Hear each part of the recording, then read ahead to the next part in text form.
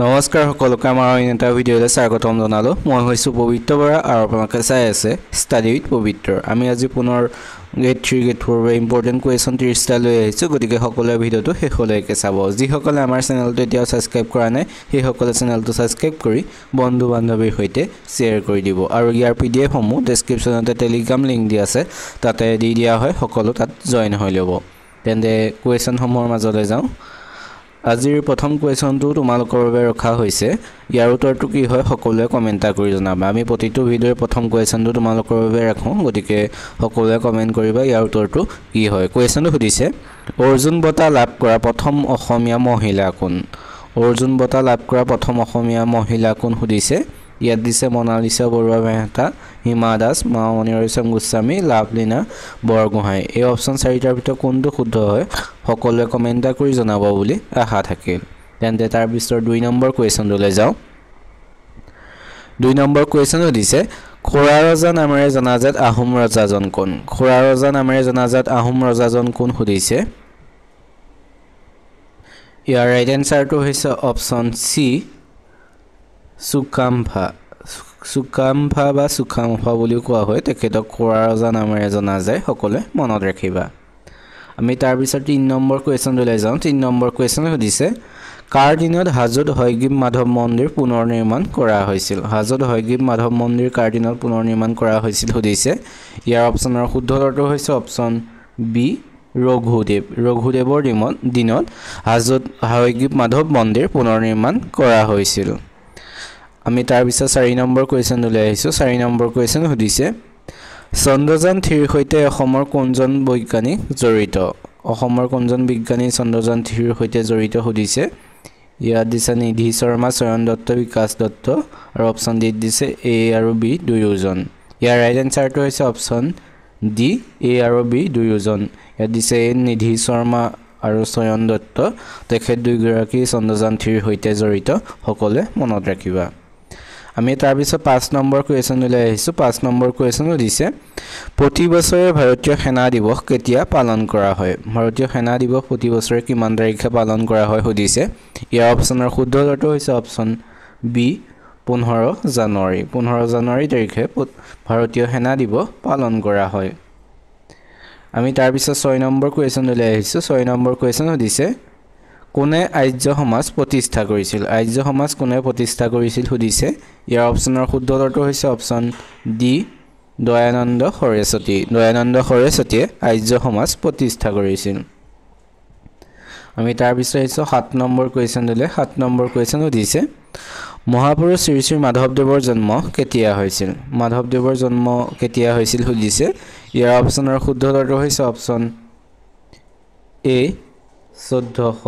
1499 চনত মাধৱদেৱৰ জন্ম হৈছিল আৰু তেখেতৰ মৃত্যু কেতিয়া হৈছিল সকলোৱে মনত ৰাখিবা অপচন জি ইয়াত অপচন নাই বাও তেখেতৰ মৃত্যু হৈছিল 1596 চনত তেখেতৰ মৃত্যু আৰু জন্ম হৈছিল 1499 চনত এটো সকলোৱে মনত ৰাখিবা 1449 চনত কাৰ জন্ম হৈছিল সকলোৱে কমেন্ট কৰি জনাবা আমি তাৰ পিছত 9 নম্বৰ কোৱেশ্চনলৈ আহিছো 9 নম্বৰ কোৱেশ্চন সুধিছে অসমৰ কোন ঠাইত মৰাপাটৰ কাৰখানা আছে কাৰখানা অসমৰ কোন ঠাইত আছে সুধিছে ইয়াৰ ৰাইট এনসাৰটো হৈছে অপচন ডি হিলঘাটত মৰাপাটৰ কাৰখানা আছে আমি তাৰ পিছত 9 নম্বৰ কোৱেশ্চনলৈ আহিছো 9 নম্বৰ কোৱেশ্চন সুধিছে কোন ৰজাৰ দিনত ব্ৰহ্মপুত্ৰ নদীৰ মাজত উমানন্দ দেৱালয় নিৰ্মাণ কৰা হৈছিল ব্ৰহ্মপুত্ৰ নদীৰ মাজত উমানন্দ দেৱালয় কাৰ দিনত নিৰ্মাণ কৰা হৈছিল সুধিছে ইয়াৰ ৰাইট এনসাৰটো হৈছে অপচন বি গদাধৰ সিংহৰ দিনত ব্ৰহ্মপুত্ৰ নদীৰ মাজত উমানন্দ দেৱালয় নিৰ্মাণ কৰা হৈছিল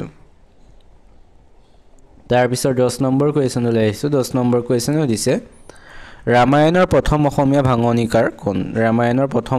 ভাঙনিকাৰ কোন সুধিছে ইয়াত দিছে মাধৱ কন্দলী হেম সৰস্বতী ৰাম সৰস্বতী অনন্ত কন্দলী ইয়াৰ ৰাইট এনসাৰটো হৈছে অপচন এ মাধৱ কন্দলী হৈছে ৰামায়ণৰ প্ৰথম অসমীয়া ভাঙনিকাৰ আমি তাৰ পিছত 11 নম্বৰ কোৱেশ্চনলৈ যাওঁ 11 নম্বৰ কোৱেশ্চন সুধিছে কথাগুৰু চৰিত কাৰ ৰচনা সুধিছে ইয়াৰ অপচনৰ শুদ্ধ উত্তৰটো হৈছে অপচন সি ৰামচৰণ ঠাকুৰ।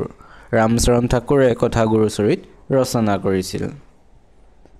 তাৰপিছত আহিছোঁ 12 নম্বৰ কুৱেশ্যনলৈ। 12 নম্বৰ কুৱেশ্যন দিছে ভাৰতৰ স্বাধীনতা সংগ্ৰামৰ আধাৰত নিৰ্মিত প্ৰথম অসমীয়া ছবিখনৰ নাম কি? ভাৰতৰ স্বাধীনতা সংগ্ৰামৰ আধাৰত নিৰ্মিত প্ৰথম অসমীয়া ছবিখনৰ নাম কি সুধিছে। ইয়াৰ ৰাইট এনচাৰটো হৈছে অপশ্যন বি বিপ্লৱী। বিপ্লৱী হৈছে ভাৰতৰ স্বাধীনতা সংগ্ৰামৰ আধাৰত নিৰ্মিত প্ৰথম অসমীয়া ছবিখনৰ নাম।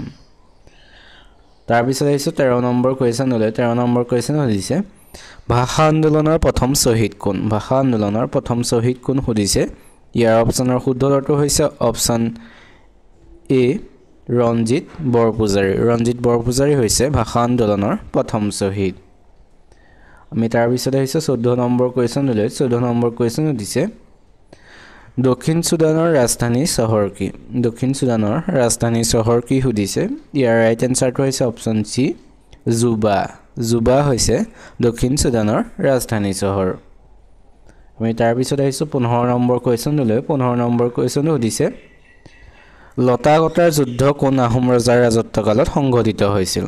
লতাকটাৰ যুদ্ধ কোন আহোম ৰজাৰ ৰাজত্বকালত সংঘটিত হৈছিল সুধিছে। ইয়াৰ অপশ্যনৰ শুদ্ধ উত্তৰটো হৈছে অপশ্যন ডি ৰাজেশ্বৰ সিংহৰ দিনত। ৰাজেশ্বৰ সিংহৰ দিনত লতাকটাৰ যুদ্ধ সংঘটিত হৈছিল। তাৰপিছত আহিছোঁ 16 নম্বৰ কুৱেশ্যনলৈ। 16 নম্বৰ কুৱেশ্যন সুধিছে দ্বিতীয় চন্দ্ৰগুপ্তৰ দিনত কোনজন চীনা ভ্ৰমণকাৰীয়ে ভাৰত ভ্ৰমণ কৰিছিল? দ্বিতীয় চন্দ্ৰগুপ্তৰ দিনত কোনজন চীনা ভ্ৰমণকাৰীয়ে ভাৰত ভ্ৰমণ কৰিছিল সুধিছে। ইয়াৰ অপশ্যনৰ শুদ্ধ উত্তৰটো হৈছে অপশ্যন বি ফা হিয়েন। ফা হিয়েনে দ্বিতীয় চন্দ্ৰগুপ্তৰ দিনত ভাৰত ভ্ৰমণ কৰিছিল। মনত ৰাখিবা সকলোৱে। তাৰপিছত আহিছোঁ 17 নম্বৰ কুৱেশ্যনলৈ। 17 নম্বৰ কুৱেশ্যন সুধিছে দিন ই ইলাহী ধৰ্ম কোনে প্ৰতিষ্ঠা কৰিছিল? দিন ই ইলাহী ধৰ্ম কোনে প্ৰতিষ্ঠা কৰিছিল সুধিছে। ইয়াৰ ৰাইট এনচাৰটো হৈছে অপশ্যন এ আকবৰে। আকবৰে দিন ই ইলাহী ধৰ্ম প্ৰতিষ্ঠা কৰিছিল কিমান চনত? 1582 চনত। এইটো সকলোৱে মনত ৰাখিবা। আমি তাৰপিছত 18 নম্বৰ কুৱেশ্যনলৈ যাওঁ। 18 নম্বৰ কুৱেশ্যন সুধিছে জামে মছজিদ কোনে নিৰ্মাণ কৰিছিল? জামে মছজিদ কোনে নিৰ্মাণ কৰিছিল সুধিছে। ইয়াত দিছে আকবৰ, বাবৰ, শ্বাহজাহান, হুমায়ুন। ইয়াৰ ৰাইট এনচাৰটো হৈছে অপশ্যন চি শ্বাহজাহান। শ্বাহজাহানে জামে মছজিদ নিৰ্মাণ কৰিছিল। তাৰপিছত আহিছোঁ 19 নম্বৰ কুৱেশ্যনলৈ। 19 নম্বৰ কুৱেশ্যন সুধিছে কাজিৰঙাক কেতিয়া ইউনেস্কোৰ বিশ্ব ঐতিহ্য ক্ষেত্ৰ হিচাপে ঘোষণা কৰিছিল? ইউনেস্কোৱে বিশ্ব ঐতিহ্য ক্ষেত্ৰ হিচাপে কাজিৰঙাক কেতিয়া ঘোষণা কৰিছিল সুধিছে। ইয়াৰ ৰাইট এনচাৰটো হৈছে অপশ্যন ডি 1985 চনত। 1985 চনত কাজিৰঙাক ইউনেস্কোৱে বিশ্ব ঐতিহ্য ক্ষেত্ৰ হিচাপে ঘোষণা কৰিছিল। তাৰপিছত আজিৰ 20 নম্বৰ কুৱেশ্যনলৈ যাওঁ। 20 নম্বৰ কুৱেশ্যন সুধিছে নটৰাজা মন্দিৰ কোনখন ৰাজ্যত অৱস্থিত? নটৰাজা মন্দিৰ কোনখন ৰাজ্যত অৱস্থিত সুধিছে। ইয়াৰ ৰাইট এনচাৰটো হৈছে অপশ্যন এ তামিলনাডুত। তামিলনাডুত নটৰাজা মন্দিৰ অৱস্থিত। তোমালোকে আজিৰ ভিডিঅ'টো চাই কেনেকুৱা পাইছা সকলোৱে কমেণ্ট কৰি জনাবা। যদি ভাল পাইছা তেনেহ'লে চেনেলটো ছাবস্ক্ৰাইব কৰি বন্ধু বান্ধৱীৰ সৈতে শ্বেয়াৰ কৰি দিবা। আৰু ইয়াৰ PDF-সমূহ টেলিগ্ৰামতে দিয়া হয়, তাতে সকলো ভিডিঅ'বোৰ পাই যাবা। আগৰ ভিডিঅ'সমূহত ডেছক্ৰিপশ্যনতে লিংকটো দিয়া আছে, সকলো তাত জইন হৈ ল'বা। আৰু যদি মোক কিবা সুধিব বিচাৰে ডেছক্ৰিপশ্যনতে ইনষ্টাগ্ৰাম লিংক দিয়া আছে, সকলোৱে তাত মেছেজ কৰিব। এতিয়া হৈছে আমি তাৰপিছত 21 নম্বৰ কুৱেশ্যনলৈ। 21 নম্বৰ কুৱেশ্যন সুধিছে বড়ো সাহিত্য সভাৰ মুখ্য কাৰ্যালয় ক'ত অৱস্থিত? বড়ো সাহিত্য সভাৰ মুখ্য কাৰ্যালয় ক'ত অৱস্থিত সুধিছে। ইয়াৰ ৰাইট এনচাৰটো হৈছে অপশ্যনৰ ডি কোকৰাঝাৰত। কোকৰাঝাৰত বড়ো সাহিত্য সভাৰ মুখ্য কাৰ্যালয় অৱস্থিত। আমি তাৰপিছত 22 নম্বৰ কুৱেশ্যনলৈ যাওঁ। 22 নম্বৰ কুৱেশ্যন সুধিছে অসম সাহিত্য সভাৰ দ্বিতীয়খন অধিৱেশন ক'ত অনুষ্ঠিত হৈছিল? অসম সাহিত্য সভাৰ দ্বিতীয়খন অধিৱেশন ক'ত অনুষ্ঠিত হৈছিল সুধিছে। ইয়াৰ অপশ্যনৰ শুদ্ধ উত্তৰটো হৈছে অপশ্যন এ গোৱালপাৰা। গোৱালপাৰাত অসম সাহিত্য সভাৰ দ্বিতীয়খন অধিৱেশন অনুষ্ঠিত হৈছিল চনটো কিমান? 1918 চনত। 1918 চনত দ্বিতীয়খন অধিৱেশন অনুষ্ঠিত হৈছিল গোৱালপাৰাত আৰু তাৰ সভাপতি আছিলে চন্দ্ৰধৰ বৰুৱা। সকলোৱে মনত ৰাখিবা। প্ৰথমখন কিমান চনত হৈছিলে? 1917।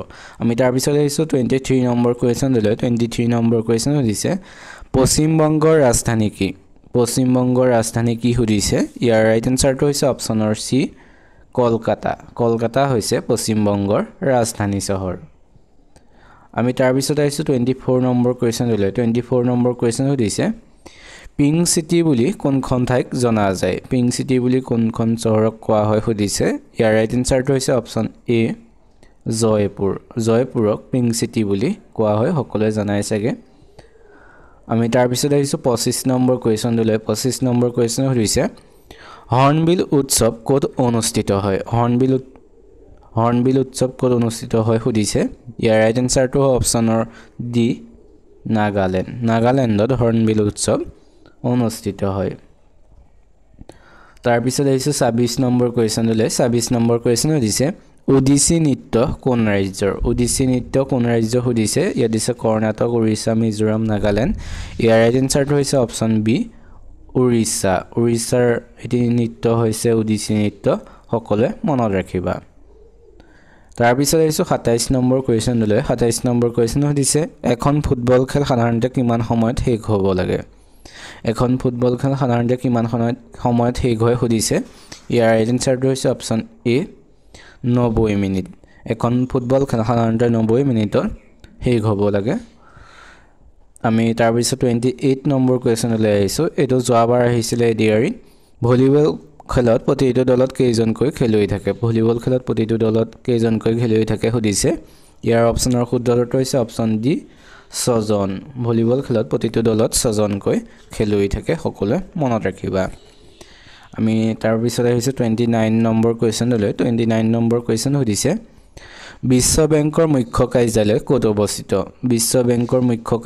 ক'ত অৱস্থিত সুধিছে ইয়াৰ ৰাইট আনসাৰটো হৈছে অপচন বি ৱাশ্বিংটনত বিশ্ব বেংকৰ মুখ্য কাৰ্যালয় অৱস্থিত এতিয়া আছে তাৰ পিছত 30 নম্বৰ কোৱেশ্চনলৈ 30 নম্বৰ কোৱেশ্চন সুধিছে ভাৰতৰ নীতি আয়োগ কেতিয়া